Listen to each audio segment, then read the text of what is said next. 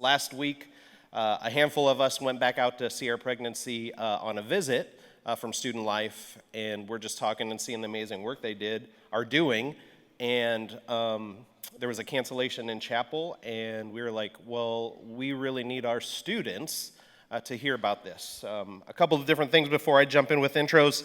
October is Pregnancy Loss Awareness Month, for those that don't know, and so this is a heavy topic, that will probably be difficult for some of you to hear. And you've probably been touched by something in the area of pregnancy and loss and abortion. You may know someone, and so we don't take it lightly. We don't take it lightly that you all in this room may have been touched by grief. And so those are things that, first of all, if it's a space of uncomfortableness, you're not required to sit here. Like, you can get up and walk out and get a break. We're not here to add to your trauma, but we are here to declare that this is a topic that we need to talk about. It is something that impacts our society, and we don't want to run away from it. There's a table in the back where folks from Sierra Pregnancy and Health will be now and at the end of chapel. There's some opportunities for you all to serve. And I think that's the biggest part that we wanted to bring to you all as a student and as in a community, is that we can sit online and we can argue and throw things out in the atmosphere, but here's a tangible, practical opportunity for you to go love on people who are walking through this, and they'll talk a little bit about that. But also coming in November, because there is some thematic piece to that, is November is actually National Adoption Month, and World Adoption Day happens on November 9th. And so those are significant things that are coming up that we want to highlight and when we talk about this topic that we're going to be addressing over the next few weeks through chapel. And so that being said, I would love for you all to just do introductions. I think you will introduce yourself better than I will, and we'll start down with Carrie, and then we'll jump right in. And so we're going to have a discussion, and she'll kind of talk about what this slide is up there also, and then we'll go from there. Yeah. Great. My name is Carrie Wilcox. I'm the CEO of Sierra Pregnancy and Health, and I've been with the organization for about 12 years. And it's my purpose that God brought me into, and I'll share a little bit about my testimony a little bit later. Chad Herzl, I'm one of the men coaches at Sierra Pregnancy, retired cop, firearms instructor. If you guys like to shoot, I can teach you how to do that. But I do help the guys when they come in. My name is Jessica Taylor. I am the digital marketing manager at Sierra Pregnancy and Health, and I'm actually an alumni. So I graduated December of 2022. And I'm Tanya Flores. I'm the director of grief care and training and education. I'm Mindy Herzl. I'm the registered nurse director of clinic and mobile operations at Sierra Pregnancy and Health. Awesome. Can we give them a warm Jessup welcome? That'd be awesome. All right, Carrie, why don't you tell us a little bit about what Sierra Pregnancy and Health is, and what is it that you all do? So we are a state licensed medical clinic first and foremost, but what we do is we come alongside men and women who are walking through an unplanned or unsupported pregnancy, and we give compassionate medical care and also spiritual and emotional care in the hardest of their decision-making times. We're not there to judge. We are there to come alongside all of them and help them unpack what they're walking through, and also give them the education that they need to make an informed decision, which Mindy will talk a little bit about later. But the most important thing is that you guys understand all the options that are available. There's not just one. Our culture seems to want to say that abortion is the easy answer, and it's not. It's one of the hardest decisions to make, and it has a life impact to your life or to anybody else you know. All of our services are 100% free. We don't take any state or federal funding, and we are open 5 days a week, and we take walk-ins, but also we serve the community with free diapers and wipes. So for those that are walking in those kind of circumstances, they don't even have to be our client or patient. They can come in once a month for diapers and wipes. We'll talk about how we provide a spiritual opportunity a little bit later, but we do give out free Bibles. As you saw, Kazia actually opened a Bible. And what you don't know about that story is at the end of it, she actually and her partner got baptized, which is really cool. So there's an opportunity to just come alongside those that are walking in those circumstances and be compassionate and caring while providing hope in what feels like a hopeless situation. That's good. So tell us a little bit, why is Sierra Pregnancy and Health pro-life in a culture that promotes abortion, especially being licensed, a medical licensed clinic in California? We believe that every life matters. Every life is precious. Every life is created in the image of God, and life begins at conception. So for us, it's important to recognize that when she walks through the door, it's not just her life that matters, but the life that she's carrying and the father of the baby as well. Tanya, you want to add on to that? Yeah, so hello, everybody. I just love the worship songs. They really reflect that question, that verse that was about life begins and ends with the Lord with the dust. And I thought that was a really good reflection of what we're talking about here. The Lord ordains our days. And so life is precious. Your life, it doesn't matter how old you are. And so the womb is a precious place, and it needs to be a place that we defend. Also, what's important about being pro-life, like Carrie said, it's not just about the baby, it's about the mother, it's about the partner, the father of the baby, and we know that abortion causes a ripple effect. So it's not just affecting the baby's life ending and the mother's hopes and dreams and whatever she's experiencing is changing, but it's also his life and those that are around her.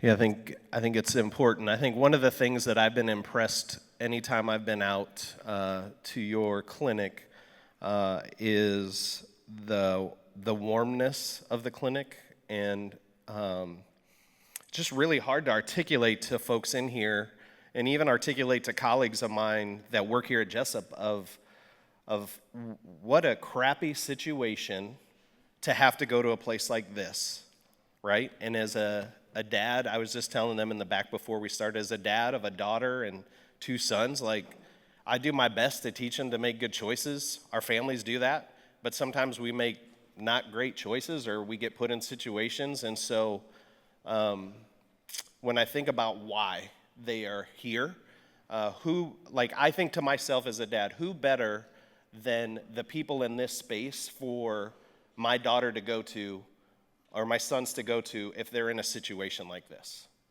That I know that they will be shown light in who Jesus is. They will not be judged and feel like they are the worst person in the world. They will be loved. They will be adored. They will be told the truth about their process. And then that person still gets to make their choice. That's the part that's crazy to me, is that sometimes I think there is this picture that is painted for us that places like Sierra Pregnancy and other places are like really aggressive, and they're not. And they just want to show the hope of Christ through this situation, and I so appreciate that. And as a daddy of a teenager and things like that, and someone who lives with you all, like, I want to put this in the atmosphere to say, hey, like, there are people here that are doing this work, and for those in this room that have a heart for it, like, take the step and do some of the work and go learn about it and see what they're doing. So anyway, Mindy, can you tell us a little bit about what informed consent is? I'll be happy to. So this is the medical thing. So informed consent is both a legal and ethical requirement in healthcare. So what that means is that a fully informed patient is going to be able, in their own words, to describe exactly what the pros, the cons, and the alternatives are to any specific procedure that a doctor has prescribed for them. So did you guys know every single one of you has an ethical right to informed consent? And a really great example of what that looks like is having someone who came into our clinic, speaking to the advocate, kind of unpacking the story, the circumstance that she was in. It was her second unplanned pregnancy, the first one she had chosen to have an abortion.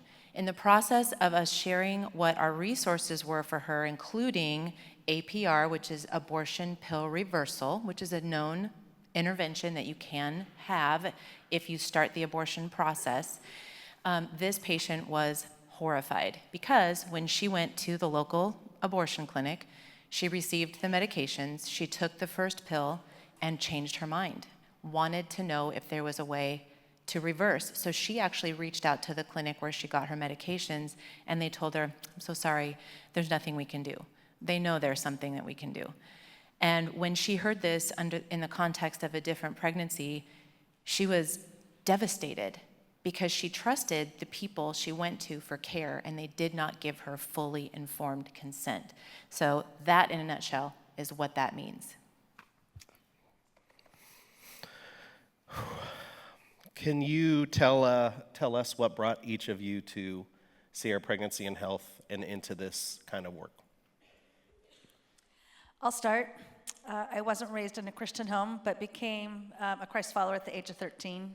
By the age of 17, still in high school, I walked away from the Lord and got myself into a situation where I had an unplanned pregnancy. At the time, there were no resources like Sierra Pregnancy and Health. There was, however, Planned Parenthood, and they made it sound like it was the right and easy choice to do. And at the time, I needed a quick solution. It wasn't part of my plan for the future, so I chose to have that abortion. And it really altered my life. From the age of 17 to the age of 31, I was promiscuous, I was involved in recreational drugs and alcohol, and my life just spiraled downward.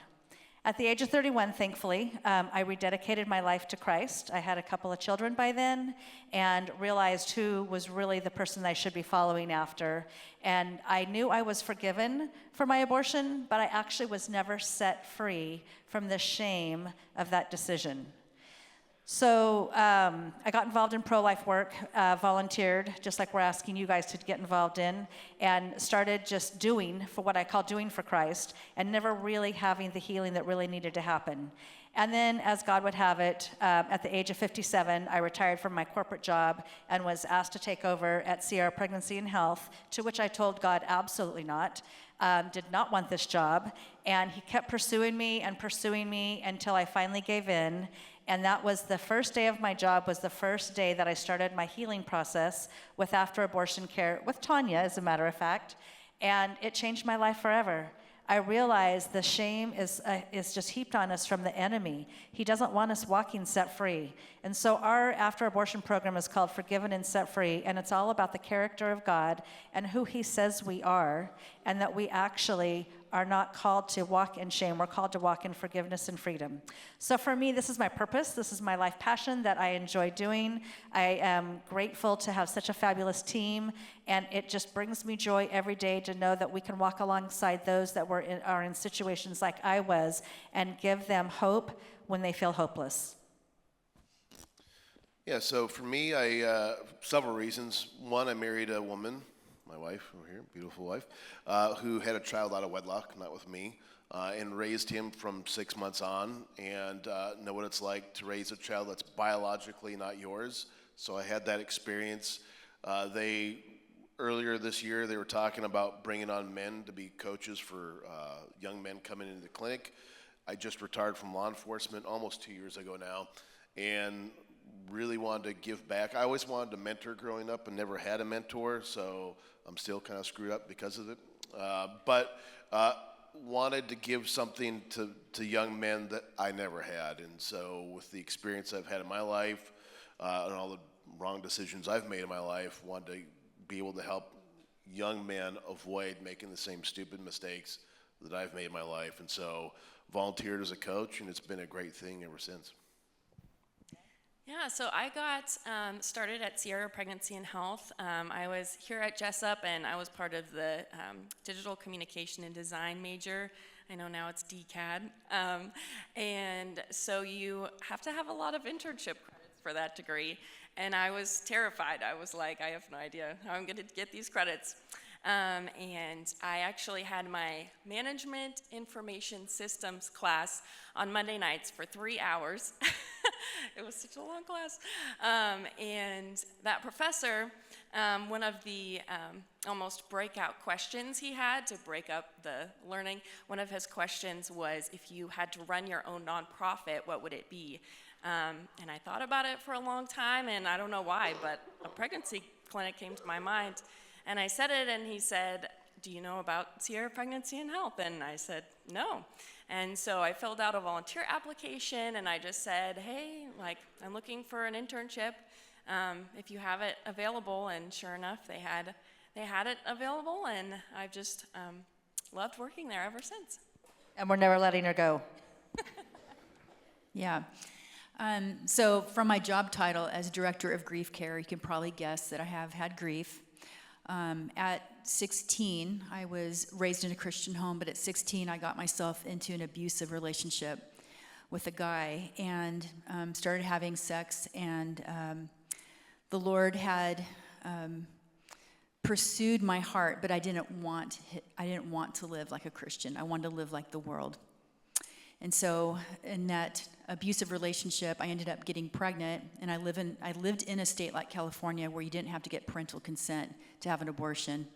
I had friends that had had them. Didn't seem like a big deal, so I went and had my abortion at 16, and my life was changed like Carrie described. For me, it was the same. I ended up doing a lot more drugs and alcohol. Did get away from the abusive boyfriend, thank God, by the grace of God, but I ended up just getting pregnant again when I was in college at 19. I was still running from God. I was so full of shame, embarrassment. I didn't really have many friends that knew what was going on in my life. And I thought that I was just bad goods, that I've already had an abortion. What's the big deal of having another one? I was so bent on getting my story instead of God's story. I needed to get that degree. I needed to get that career. I needed to make money. I was so driven by the world.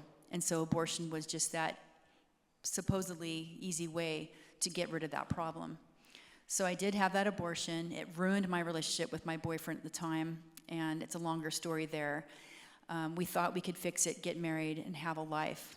But the day that we finalized our divorce, 7 years later, he told me that was the day that we died, was the day of our abortion.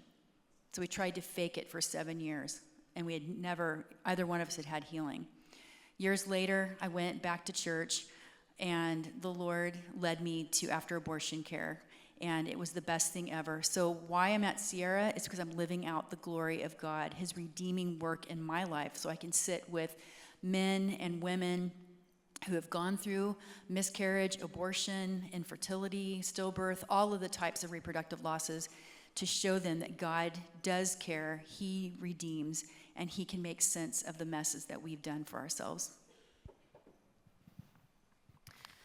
Well, I also have a reproductive story, though I didn't suffer a loss. I got pregnant, like Chad mentioned, it's a thing. You get married and then your spouse tells your story before you get a chance to, so it's just a thing. I'm just teasing. Part of my story. It's his too.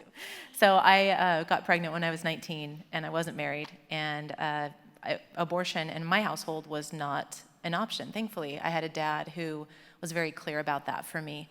But I do remember something, doesn't make it less scary, by the way.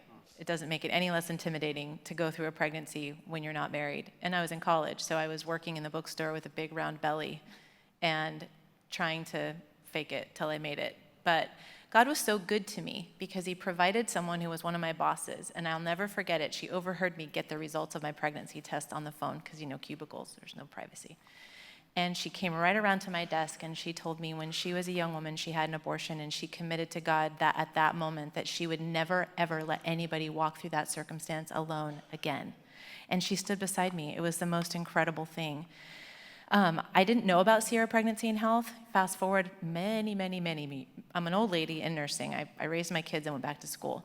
And I went into labor and delivery as my profession. It's my heart job. I loved it so much. And the Lord called me away from my heart job and dumped me in a different hospital and then pulled me out of that to go to Sierra. And it has been the most beautiful redemption ever. He's using all of the things that started from when I was young until now to help me reach other people, for having a life-affirming practice, being able to come alongside people who have suffered loss from reproduction in other ways as well as abortion, and just being a safe place to land.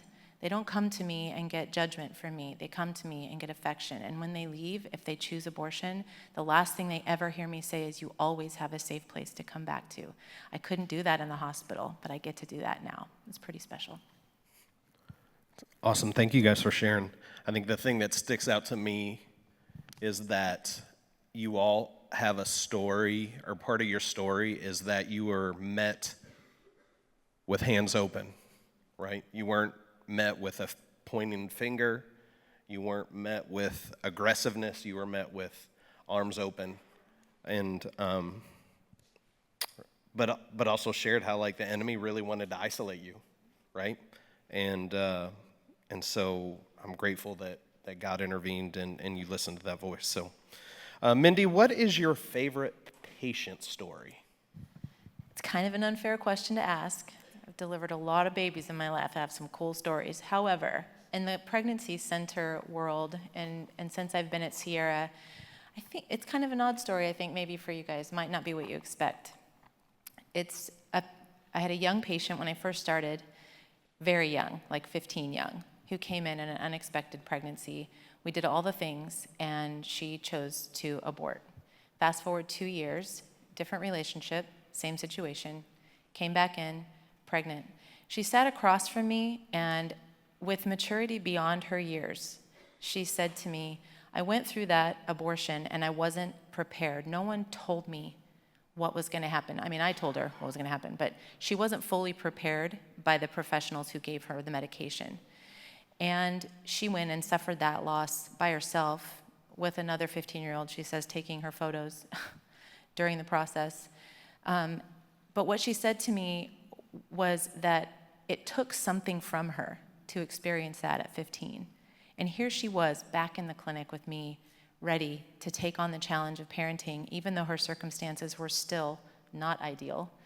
That really, you guys, the hardest part isn't the beginning. It's not the morning sickness. It's not the telling everybody that you're pregnant. It's hard to be a parent. But once that baby's born, your whole life changes in the best possible way. And all those challenges seem like water under the bridge. And all of a sudden, the 17-year-old now has a different perspective than she did at 15. Unfortunately, it cost her. But the joy that I have in knowing that she is carrying her baby to term, and that she's getting good care, and that she felt loved enough to come back, that's one of the most favorite things I've ever experienced. That's good. I think when I hear stories like that, I think one of the things that I think about, and then we're going to go to the next question, Carrie, but for us is like, I think when we talk about this pro-life issue, then it's our job to show up for her, right? It's the church's job. It's our job to show up. And so you all are kind of a conduit for us to then get involved and wrap around these people as they're going through this journey so we can continue alongside of them. I think sometimes we forget about that, right? And so that's my challenge for us is how do we get in space? How do you get in space when you have a friend or a family member that's going through this and they make a choice to not point the finger, but to open up and say, all right, let's do this. And so I think that's something that I'm really challenged with all the time. Carrie, can you tell us a little bit about when someone comes in for an appointment with you all, you give them a spiritual, or you have a spiritual conversation with them or a gospel message? What does that look like? Like, do you like throw the Bible down in front of them and slap them around, or what does that look like? One of the beautiful things is that we talk about 360 degrees or whole body care. And so whole body care is that we have a soul, and we have emotions, and we have a physical body. And so we want to address all of those. So when she comes in and she puts on her intake form, we ask her what their faith is. Actually, for the guys as well, we ask what their faith is, and we can actually use that in a spiritual discussion to find out how that faith is resonating with their decision making. It could be any faith. We are not sitting there saying we only see Christians. We see Muslims, we see Catholics, we see Mormons, we see people that are completely atheist, and the purpose doesn't change. Every decision is made by some belief that we have, whether it's a non-belief or a belief in one specific religion. So we use that to really kickstart a discussion to find out how does that help them in their decision making. And then we always offer prayer, because who doesn't want prayer? I'll tell you, even our atheist patients still want prayer. they know the power of prayer. So we will offer to pray for them. And then when the time is right, we will offer them the gospel message. And if they want a Bible, we give them a beautiful Bible. We really want all of our patients, both the moms and the dads, to understand that they have value and worth. And so everything we do is at the highest standard so that they feel seen, heard, loved, and cared for. But we always want to make sure that we couch what we do with the Spirit of Christ. When we walk into that appointment, it's not our agenda. It is the agenda of the Holy Spirit that we walk in with so that we can truly see her and be by her side. That's good. The work you do is spiritually demanding. It's exhausting. And so wondering, how do you all spiritually support each other and take care of each other? What do you do to fill your cups in such an intense day-to-day experience that you Yeah, we do not start our day without devotions and prayer. I just, even like this chapel today, to kick it off with prayer and worship is so critical. And so we spend a lot of time in our morning, it's part of our beginning of our day, where each staff member will take turns sharing a devotion, which is great because we see all the personalities of how we see Christ and his character. And then we have prayer. Sometimes it's for us personally because of the heavy work we do. Sometimes it's for those that are outside our care that we're all dealing with, because the work that we're doing inside, that's what we deal with every day. But we all have full lives, and we're all walking through circumstances and challenges in our everyday life. And the only way that we can be strong in that center is to gird up and really encourage and lift up one another. Anybody else want to share? 75 hard. You guys know what that is, right? The 2-a-days. Sometimes we do devos twice a day. That's how desperate we are for Jesus. But with the second shift, we do the same thing. We mean it. We never start anything without taking from God first, allowing him to enter in and do the work on our behalf. And there's a thing called compassion fatigue. And so when we sometimes have really heavy situations, we have to recognize that we have to be healthy in order to meet the next patient. So one of Tanya's jobs is to come alongside our staff and volunteers and to help come alongside our staff and help us debrief and process so that we're always walking in health. That's good. Okay. Yeah, so I was just going to mention that, like Jess and I and Carrie, we work on the admin side of the building, so we don't get to hear the stories real time. We hear them from the staff because Mindy and the others are on the medical side. But, Jess has to write up the stories and do the website and do a lot of the marketing, and that gets heavy too. So it's a beautiful thing to work in a religious nonprofit where we don't have to sometimes tuck it in. Our faith is that we can stop and pray at any time. And I know that Jess and I and others on the admin side, we get to just pray at that moment when we know that Mindy's going to be meeting with a really tough situation with the client, or we know our men are going to be talking to a dad who's really battling whether or not he's going to stay and support the woman. And so it's like a stop, drop, and pray. I love it. So let's continue on with the man thing. So Mindy and Chad, tell us a little bit about, SPHC's men. Why would a guy come in to see you all? What do you do with the men that come into your space? Yeah, well, I think probably they're coming in to support, I can't really say wife or girlfriend. A lot of them, it's not wife or girlfriend, it's the mother of their baby in some capacity. And I'm not sure that most of them even are aware that we exist. So what we do is after they do a little intake, write their information down, we'll go out into the lobby. I'll go out in the lobby and approach them and just say, hey, I'm one of the men coaches here. We provide a lot of free resources to help you learn how to be a dad. We've got a lot of different stuff we'd love to offer you. Everything's free. There's no catch. And oftentimes we'll get guys saying, hey, I'm not real interested, which is fine, but then I'll just sit in the lobby. Usually we like to take them back, and if I can get them to come back, we'll take them back. We have our own private room that we take them to, but a lot of times the men won't come back, and so this is where I always hook them with guns. Every guy likes to talk about guns, almost every guy. So I'm a firearms instructor. We just start talking about that kind of stuff, and I just hook them. And we bring them back. I can almost always bring them back into the room, and then we just start talking. And we kind of let the conversation be organic, but I do have the intake form, so I know what they put on there as far as their faith is concerned. I'll ask them where they're at, try to get a diagnostic. We're not trying to push anything on them, but oftentimes I will tell them the 3 options that every woman has and the father has. You can abort, and we go over what abortion is. You can give it up for adoption, or you can keep it.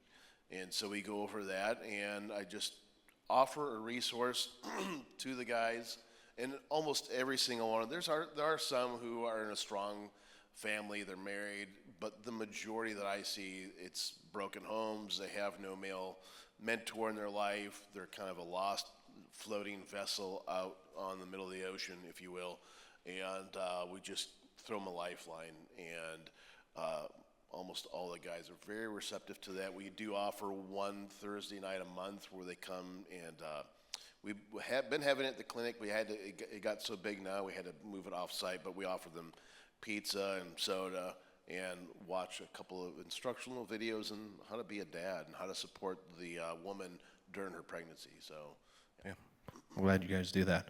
All right, we're pressed for time, so I want to pivot a little bit. Yeah, what were we going to say, Carrie? Go to Jessica. Oh, yeah.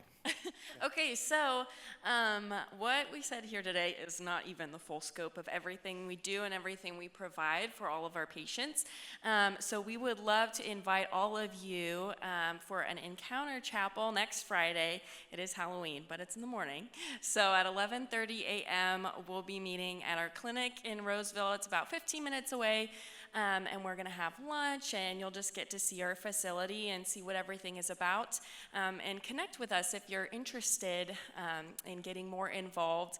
And then our Life Impact Team is an opportunity for students to get involved, earn things like spiritual life credits, and things like that. And that's going to be really kicking off next year in 2026. Yeah, thank you.